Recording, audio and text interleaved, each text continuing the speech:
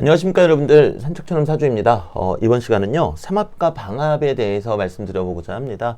제 유튜브 영상에 그 삼합과 방합에 대한 이야기를 드린 게 대단히 많이 있기는 해요. 근데 이제 그 중에서 여러분들이 좀 궁금해하실 법한 그런 부분들만 좀 간추려서 말씀을 드려볼까 합니다.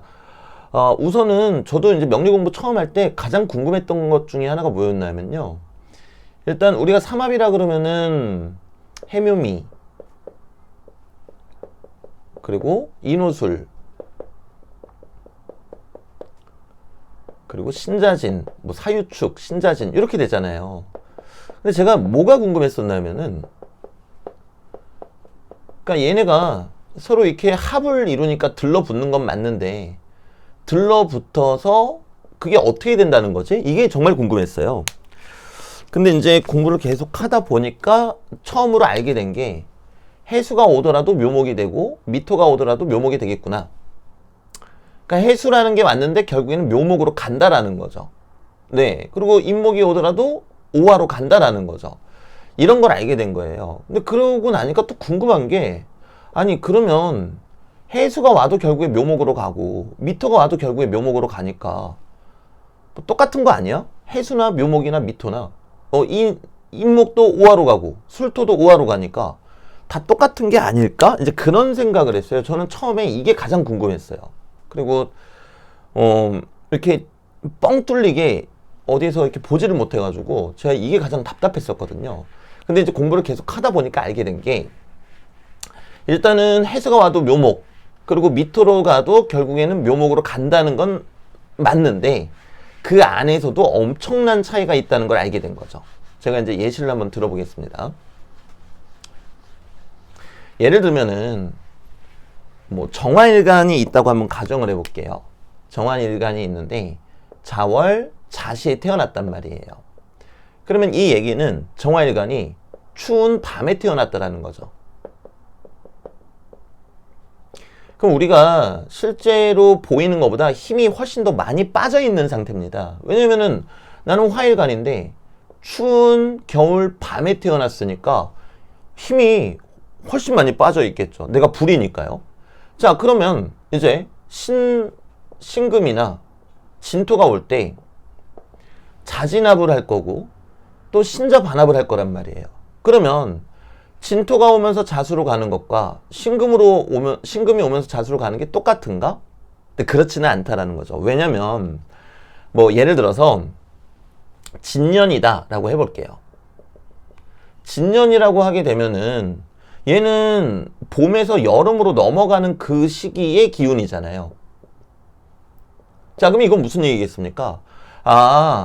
진토가 자수로 가서 더 추워졌다가 아니에요. 추워졌다가 아니라 수기운이 강해졌다예요. 네. 왜냐면은 봄에서 여름으로 갈 때니까요. 자, 그럼 신월은 양력으로 따지면 8월입니다.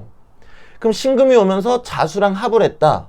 이것도 마찬가지로, 자, 8월이면 어때요? 따뜻할 때죠. 더울 때예요, 사실은. 우리가 이제 신유술 해가지고 가을의 시작으로 보기는 하지만 실질적으로 우리가 느끼는 양력 8월은 대단히 덥습니다. 그렇다면은 나는 정화일간이잖아요. 자월 자시에 태어나서 추워서 좀 문제였단 말이에요. 그러면 이 사람이 신금이 오면서 수기운이 강해진 건 맞지만 8월 기운이 남아있으니까 그 안에서 따뜻하구나, 또는 뜨겁구나. 그럼 내 정화일간인 내 입장에서는 조금 힘이 되겠죠. 뜨거우니까요. 자, 그러면 진년이라는 기운이 왔다. 그러면 자진합을 하면서 수기운이 많아지고 강해졌지만 추위가 강해진 게 아니라는 뜻이에요. 수기운이 강해졌다는 거죠. 자, 왜 추위가 강해지지 않았냐? 진년이잖아요. 진토면 봄에서 여름으로 갈 때거든요. 그러면 아까 신월처럼 뜨거운 건 아니지만 그래도 견딜만 하다라는 거죠. 왜? 봄에서 여름으로 갈 때니까 온난하니까요. 자, 그럼 요거를 조금 더 확장시켜서 말씀을 한번 드려볼게요.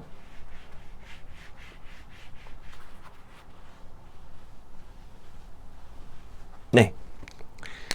똑같이 정화일간입니다. 정화일간이고 자수가 있고 진토가 이렇게 있다고 해볼게요. 네. 자, 그러면 겨울 아침에 태어났습니다. 겨울 아침에 태어나면은 내가 화일간이니까 추위에 약하겠죠. 그러니까 이거를 구분할 필요가 있습니다. 저는 지금 추위라고 말씀드렸지 물이라고 말씀드리진 않았어요. 물론 물도 위협적인 존재가 되기는 합니다. 나를 극하는 세력이니까요. 근데 일단은 추위에 약하다 이렇게만 말씀을 드렸어요. 자, 그런데 이 사람이 운에서 경자년이 왔단 말이에요. 경자년. 경자년이 오게 되면은 요 진토하고 요 자수가 합을 이루니까 자진 반합을 이루면서 얘가 자수처럼 변해버린단 말이에요.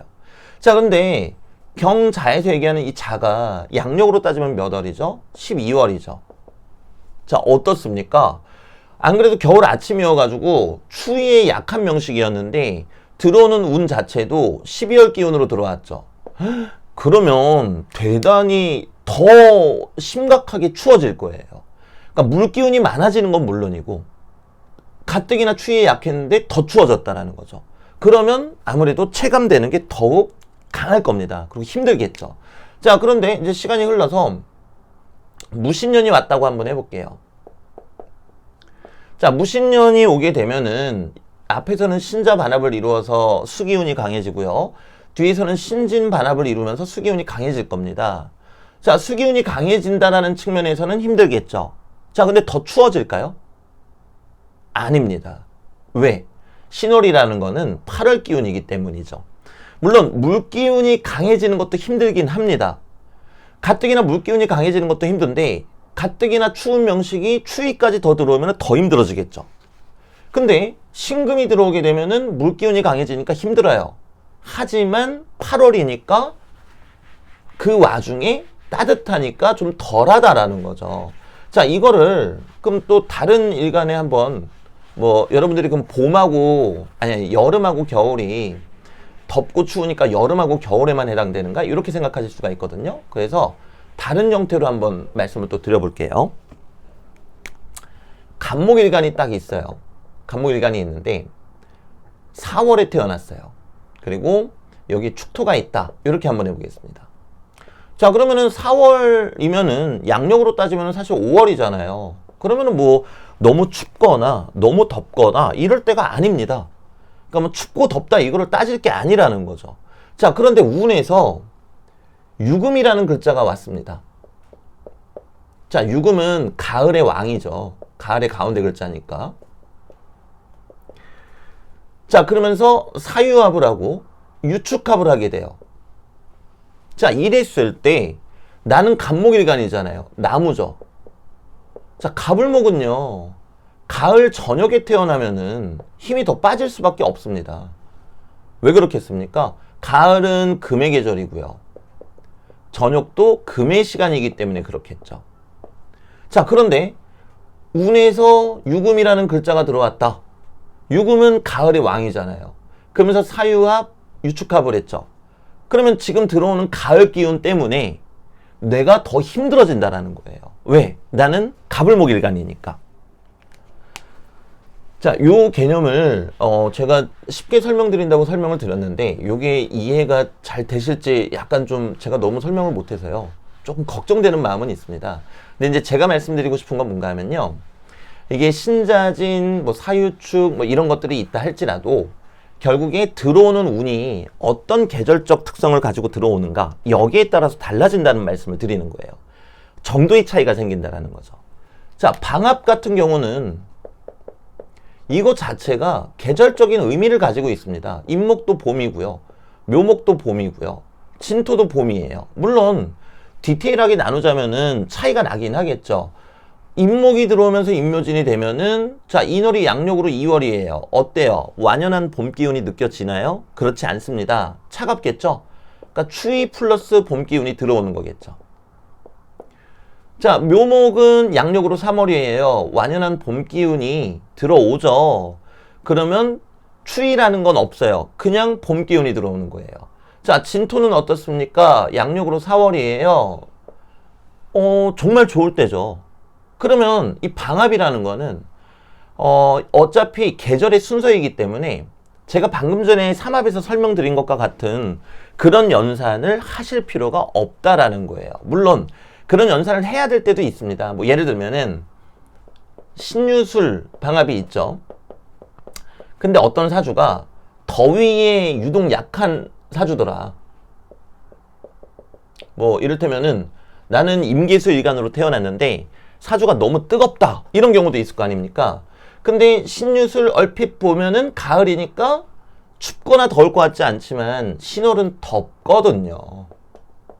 그러면 이런 경우에는 조금 우리가 포함을 시켜줘야 되겠죠. 가뜩이나 더위가 안 좋은 사주팔자였는데 신금이 들어오면서 신유술이 됐다. 신이라는 운이 들어오면서, 근데 신이라는 운은 더운 기운이다 때문에 우리가 겉으로 봤을 때는 화기운이 안 보여도 아, 뜨거운 열기운이 더해지는구나, 이렇게 생각할 수가 있다는 거예요. 마찬가지로 임목도 그렇죠. 임목은 임묘진해서 봄이지만 사실 추울 때거든요. 양력 2월달에 우리 패딩 입고 다닙니다. 네.